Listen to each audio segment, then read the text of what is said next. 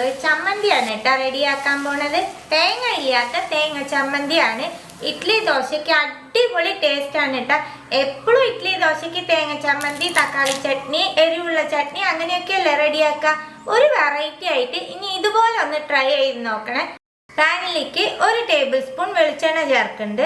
എണ്ണ ചൂടാവുമ്പോൾ 1 table spoon കടലപ്പരിപ്പ് ഒന്ന് റോസ്റ്റ് ആവട്ടെ.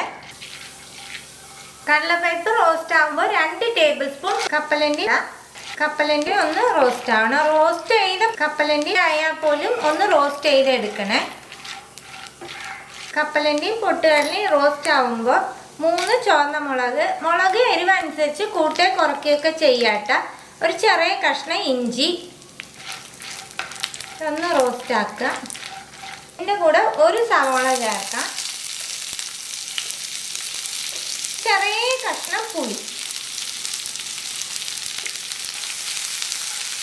സവാള ഒന്ന് സോഫ്റ്റായി കിട്ടിയാൽ മതി. സവാള സോഫ്റ്റ് ആവാൻ തുടങ്ങി. ഈ സമയത്ത് 1 തക്കാളി ചേർക്കാം. തക്കാളി ഒന്ന് സോഫ്റ്റായി കിട്ടണം. തക്കാളി ചേർക്കണ കാരണം പറഞ്ഞത് പുളി ഒരു ചെറിയ കഷ്ണം ചേർത്താൽ മതി. തക്കാളി നല്ല സോഫ്റ്റായി. ഇനി ഫ്ലെയിം ഓഫ് ആക്കിയിട്ട് ഈ മിക്സ് ഒന്ന് തണുക്കാനായിട്ട് മാറ്റിയിരിക്കാം.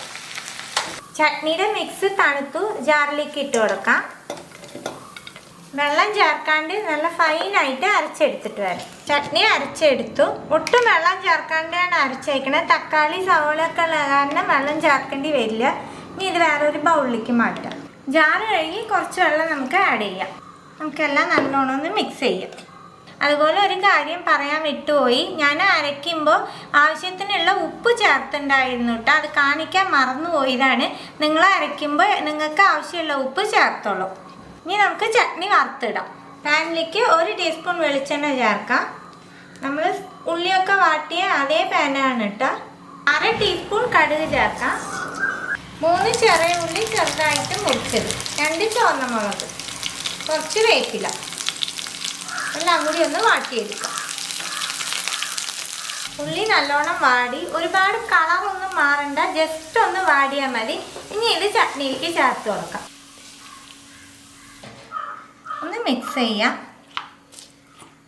ഇത്രയേ ഉള്ളൂ കേട്ടോ. സിമ്പിളായിട്ട് നാളികേരം ഒന്നും ഇല്ലാണ്ട് തന്നെ നല്ല ടേസ്റ്റിൽ ഇഡ്ഡലി ദോശയ്ക്ക് നമുക്കൊരു ചട്നി റെഡിയാക്കാൻ പറ്റും. അപ്പം എല്ലാവരും ട്രൈ ചെയ്ത് നോക്കണം. ട്രൈ ചെയ്ത് നിങ്ങളുടെ ഫീഡ്ബാക്കൊക്കെ അറിയിക്കുക.